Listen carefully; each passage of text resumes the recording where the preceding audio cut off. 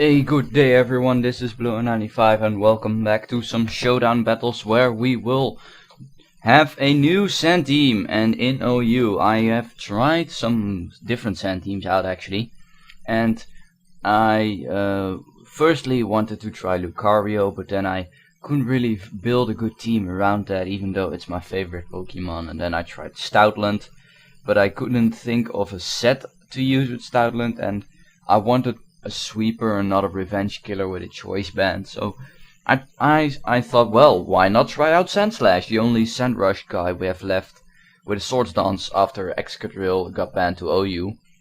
And this is the team that I came up with. I like the team, but I don't like the team. Main thing is that I have that Breloom is a bit out of place right now. And I actually think of replacing Breloom and Ferrothorn with Celebi and Skarmory, and that then the team would be a little bit better against some teams, because that's the thing I have the most difficulty with. But anyway, this is our first battle. We got a triple header today. Again, this is my team. I got a standard specially defensive Tyranitar with some special tricks. I got offensive Rapid Spin Starmie with Ice Beam, Thunderbolt and Hydro Pump. I got the standard Life Orb Breloom with Spore, Bullet Punch. No, not Bullet Punch. Spore, Mach Punch, Low Sweep and Bullet Seed. Then I got a physically defensive Ferrothorn with Spikes, Protect, Leech Seed and Gyro Ball. I got my Wall Breaker, a Mixments with Draco Meteor, Outrage, Fire Blast and Earthquake. And actually a lot of teams have nothing again for Mixments. They switch in their physical walls on the Earthquake or the Fire Blast and then get obliterated by Draco Meteor. It's amazing. And then lastly, last and not least, we have my Swords Dance Sandslash with a Jolly Nature and Life Orb with the standard Excadrill set actually. Earthquake, Stone Edge, X-Scissor and Swords Dance. Then I don't need to explain my team anymore, so let's go to our opponent's team. He's on the top. Also, I took a random alt and said Herpaderp and then added TCG. Because I really love the TCG. I'm really into the Pokemon TCG at the moment. Anyway, he has a pretty weird team. I mean, he has a Titar and a Ninjask, which don't go well together at all, since Ninjask hates residual damage, mostly because Stealth works. And then he has a Dragonite, which is potentially annoying, and a Conkeldurr, which not many teams prepare for these days, Conkeldurr. And then a Yu-Yu Chandelure, so, well, whatever. I'm not really sure why I picked this battle, but that's why it's the first, so let's go. So I lead with Titar, Sand, and he leads with Skarmory, mostly to get us up his Rocks. So first turn we're gonna switch out Rocks, because Stealth Rock's best move of the game, blah blah blah blah blah. Here I switch to Starmie, so because I immediately want Rocks gone for my guy, since Breloom is a Life Orb and it's hit by Sandstorm, and Salamence is hit by Sandstorm with Life Orb, so they don't really like. They get a lot of residual damage in turns. That is the reason why I don't really like Breloom in this team, because of the Sandstorm damage. So here I T-Bolt and the Skarmory just Brave Birded and has weak armor, so I Rapid spun to get rid of Rocks, even though I knew it's gonna take me out with a Brave Bird. I just wanted Rocks gone, because now I can just go to Breloom, Mach Punch and kill it, because Skarmory, even though it is a physically really good defensively, at that low of HP I can take it out with a Max Punch. In comes Ninjask, gets destroyed by Stealth Rocks, and this looks like he's trying to get some speed boosts. I thought, well, he wants to set up a sub, so I think Bullet Seed can break one sub, and then he just goes for X-Scissor as I go for my Bullet Seed. And because it's a multi-hit move, I thought it could break sub, and it looks like because of the if I get more than 2 hits I can break his sub. And then he protects again. Here I went for Mach Punch, thinking I could knock him out from this range. And because of Sandstorm damage and him being a Ninjask, I mean, Mach Punch should take him out. This Mach Punch is just as strong as a Scissors Bullet Punch. Even though it's quad resistant, it should take it out. Then in comes Conkeldurr. I only have one attack in me because of Sandstorm and Life Orb, so firstly I'm gonna put him to sleep. A sleeping Conkeldurr is a good Conkeldurr. And then I can go for one final move. I chose Bullet Seed because of the chance of me doing a lot more damage, and I take him out because I get 4 hits. Low sweep would have been better if I only got 2 or 3 hits, but I got 4, so now I can take out the Conkeldurr while I knew Breloom was going to die anyway. So I bring in Sandslash, seeing that I can actually threaten his whole team and you know, set up a Swords Dance, because Titar generally don't carry Ice Beam and not scared of anything else. And then he uses Dragon Dance, and I just Swords Dance up Earthquake, and I know why I took the battle, to show you how fast Sandslash actually can be. Even though it has 65 speed, with a Jolly Nature and the Sand Force it can outspeed, well, almost anything in OU bar Scarf Keldeo. But then again, Scarf Keldeo is pretty common, but whatever. So I just Earthquake, and Herpaderp TCG wins the battle by Sandslash sweeping the rest of his team. So let's go to the second battle, because I have a triple header right now, and triple battles, because then again, I'm again at the bottom because I'm awesome. And here we have a really different team than we saw last battle. We see a Toxic Rogue, which is most likely, together with Celebi, is his rain counter.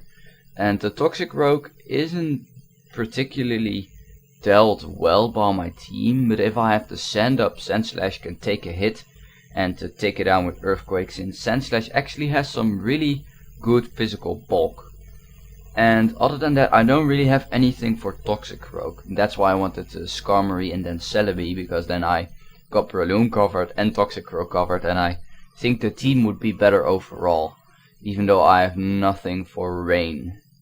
I would still have nothing against for Sun teams, I mean. Ah well. Then he got a Staraptor, which is always threatening because of Brave Bird. A Gengar to spin rocks, and then his defensive core, which is Bliss, Skarm Bliss with Celebi, which is really annoying. But, as it might turn out, Mixmans is a Pokemon that can break down Skarm Bliss, so let's go. So I lead with my Starmie, thinking he would lead with something that would beat my Titar. So his Toxic Rogue actually runs Fake Out, and this Starmie does not have Psy Shock because I wanted Bolt Beam coverage, so I just go for T-Bolt. Actually get the Paralysis, which is really amazing. And he knocks off my lefties though with knockoff, so this is a really weird Toxic Rogue. I think I wasn't as high in the ladder at this time, so the teams were just bad. I go to my Mence, he goes to his Blissey, which is amazing, since I can predict the Skarmory and go for Fire Blast, but I actually miss my Fire Blast. And now he thinks, oh wait, this is a special Salamence, because I go for Fire Blast again, so he goes to his Blissey. And here I show I am not a specially, I'm Mixmans, and I outrage, take down the Blissey, bye bye specially defensive wall. The thing is, I don't have many special attackers on my team. So I'm locked in outrage. I do have a Moxie boost, and I still don't do much to Skarmory because it's Skarmory. But the thing is, in every game I try to look on what does prevent my Sandslash from sweeping, and it's usually the Skarmory. So if I can get the Skarmory to like 30% health and get a Swords Dance up, because then they always switch into Skarmory, and then I gotta get up a Swords Dance and sweep the team. Looking at this team, that is the case. If I can take down Skarmory, and I can get a Swords Dance up, I have a sweep with Sandslash.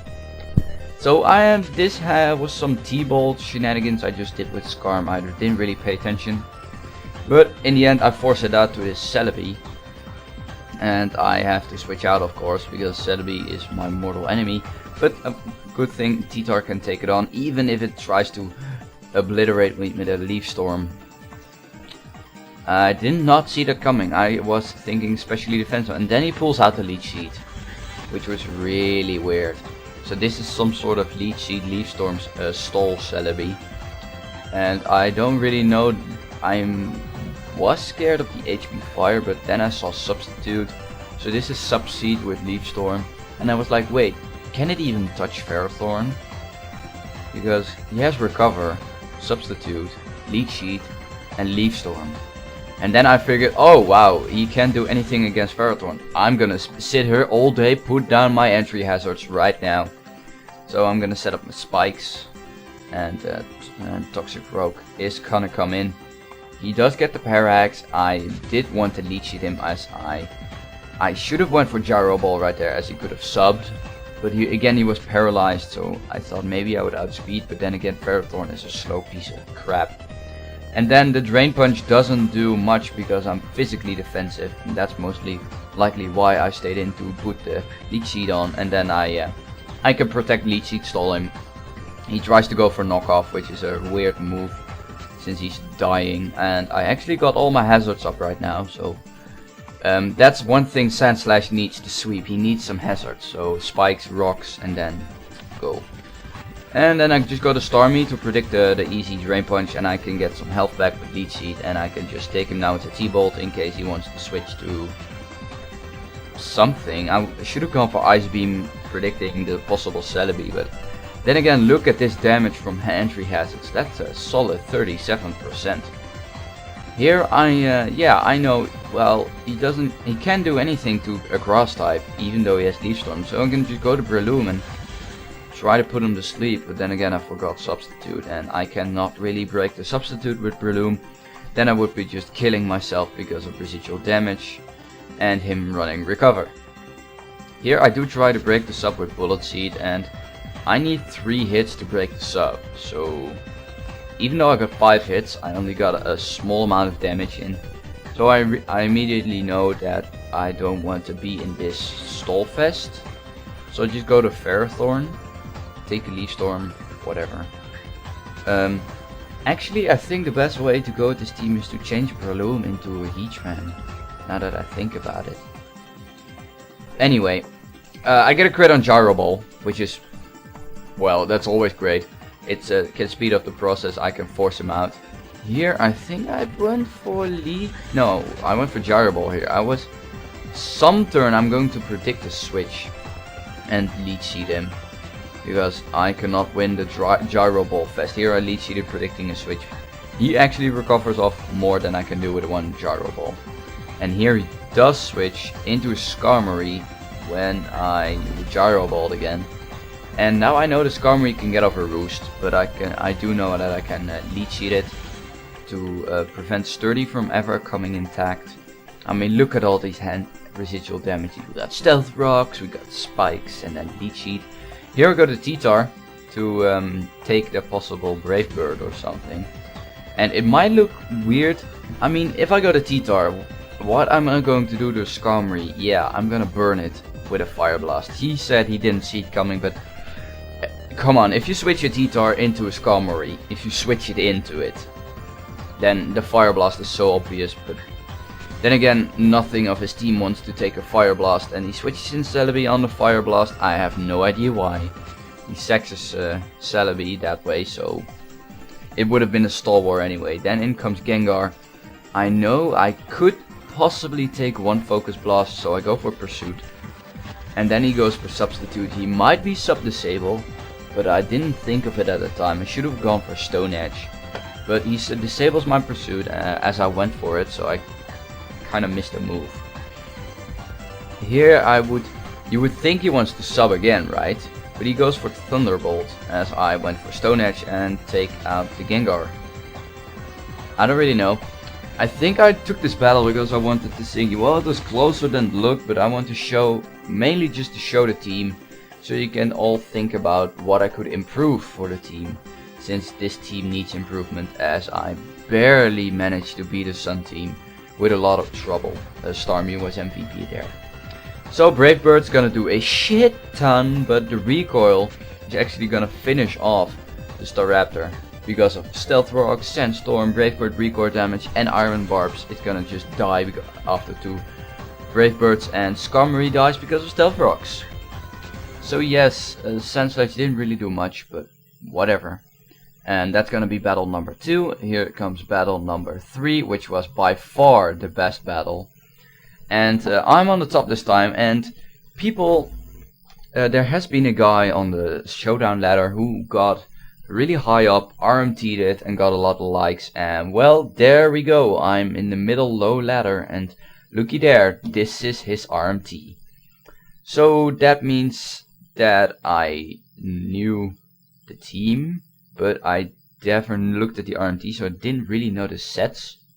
But then again, you can think of the sets. Hippo is physically defensive. Latias most likely Calm Mind. Skarmory is for spikes. Roserade is just, I don't really know why Roserade is there. And then Stoutland, Choice Bandit, and Jellicent, annoying utility guy with Taunt, Will-O-Wisp, and all that stuff. So I don't really need to explain much about his team, even though that I do need to watch out for Stoutland with my Sandslash, as Stoutland has a higher base speed, and that's the only thing that outspeeds my Sandslash in Sandstorm. So let's go. I think I lead with my Starmie or my Breloom to his Hippowdon, and I'm gonna put something to sleep with my Breloom, so put Roserade to sleep. But of course I know Roserade has a natural cure, so I am going to go for the double spore on the predicting the switch, and as he goes back to Hippowdon, that's one physical wall asleep, and I can 2-hit KO Hippowdon with a Sandslash, and if he's asleep he can't do anything back, so that's really great. Here I go for low sweep on the switch to Skarmory, actually predicting the Latias, because with low sweep plus Bullet Seed you can actually take out Latias and outspeed it. And then I switch to Starmie, knowing I cannot take off Skarmory with my Breloom. And so I just go for the T-Bolt. And because I went for Ice Beam predicting the Roserade. And then I freeze the Jellicent, which was really funny. I predicted the Roserade switch, so I went for Ice Beam instead of Thunderbolt. But it turns out to freeze the Jellicent, so I can get a free switch into my Mens. And time to drop the Draco. So I'm going to drop a Draco Meteor on that Skarmory, and look at that, it resisted, boom! That looks like especially defensive even, but it does have. And here comes a crucial misclick. I clicked Earthquake while I wanted to click Fire Blast. And if I click Fire Blast and I would have hit, then this Skarmory would have been dead. But now I can Fire Blast, cripple the Skarmory, he gets up one layer of spikes, and if I want to go for Fire Blast again, he will have the opportunity to make a really good play and go to Jellicent, because Fire Blast actually thaws out a Pokemon that's frozen. So the freeze hacks in the end didn't matter that much because I got rid of the freeze for him. But again, then I can just lock myself in Outrage because, well, actually Fire Blast would have been a 1-hit KO if it were not for the special defense drop on Skarmory. But I can do more damage with an Outrage than he can recover off with Recover, so I'm just gonna lock myself in Outrage, do a lot of damage to Jellicent, and Salamence is just there to smash holes into the team. So even though he's going down really quickly, I mean, I got Skarmory down to really low health, I got the Hippowdon asleep, I got the Jellicent halfway down, so Salamence did his job. So here I went for the T-Bolt. I have no idea why I went to Jellicent, and here I knew Ice Beam did 11% earlier, so I can go to Ice Beam in case he wanted to switch into something else predicting a T-Bolt, and wow, here we go. Hippowdon gets hit by Ice Beam because of my prediction of switching up moves to be unpredictable. So now over predicting is not really necessary, so Hydro Pump, Hippowdon, you're dead, and that's one physical wall down. I only need to kill Skarmory and then I can try to sweep a Sandslash. But of course Stoutland comes in, Pursuit traps me, I actually forgot he got Pursuit and I switched out. But then I go to Breloom, threaten the Mach Punch. I think I, in the end, go for Mach Punch. Oh no, I went for Bullet Seed to predict the Jellicent switching. That was a bit over predicting. I predicted Jellicent switching, so I went for Bullet Seed. He goes to Latias, but that doesn't pay off for me. I got a Ferrothorn, thinking, well, Calm Mind Latias. If it's a sub-Calm Mind, I can wall it all day with Ferrothorn. But the regular Calm Mind obviously carries Hidden Power Fire, which I completely forgot. I should have protected there. I didn't want to protect though, as I didn't want to give it a free sub. So, well, then I can just wall it with Heatar. I decided not to Pursuit Trap it, but instead go for Rocks to help my Sandslash. And Skarmory thinks it can roost, but my Heatar has Fire Blast, and not many people see it coming. And I even get the burn, which is whatever, but so many people forget T-Tar can learn Fire Blast, so I can just take it out and Skarmory's down, Hippowdon is down, and suddenly I am able to get a Sandslash sweep off. But again, he can superpower my T-Tar, and my Sandslash and my Breloom, well, I'm down 4-2, but so the only thing I can do right now, bring in Sandslash as his attack is lowered, go for Swords Dance. I think I even sacked the T-Tar because of that. Go for Swords Dance as he sacks his Jellicent, so I get a free Swords Dance up. He should have went for another superpower. He goes to Roserade thinking he can do something, but I get a crit with Earthquake. There's gonna be a damage calc of the screen if that mattered. I do not think it did because I'm a Sandslash, I have max attack. Superpower does 61% and I survive because a Sandslash is pretty bulky. I don't even know why he didn't go for a return, but whatever. Latias comes in. I was like, please don't miss, but I'm kidding. I carry X's and I can actually take out Latias and complete the sweep. Even though I die because of Life Orb damage, I still had Breloom and I actually take home the victory. So that last battle was actually really close. He was up 4 Pokemon, 4-2, and I had to go for the sweep right there. He did misplay, I think, a return. There's gonna be a damage calc of return. If it did more than superpower, which I think it should, then I wouldn't have swept in, as Latias can beat Breloom one-on-one with, well, maybe not. If I use low sweep first and then go for Bullet Seed, then it would be iffy if he could take down Breloom. That would depend on his special defense investment. So it would have been close either way, but I can now finish it off with a really nice Sandslash sweep, showing that its power is existent, that Sandslash is a threat, even though it gets outsped by Scarf Keldeo and Scarf Starmie, Scarf Gengar, all those Scarf 110 base speed Pokemon. It doesn't matter, Sandslash is a threat, and if you don't prepare for it, you will get swept. So thank you for watching this pretty long video. I hope you enjoyed. If you have a suggestion for my team, I'm thinking Heatran over Breloom. But if you have a suggestion, please say it down below and comment, rate, subscribe if you liked the video. I always enjoyed it, and I will see you next time.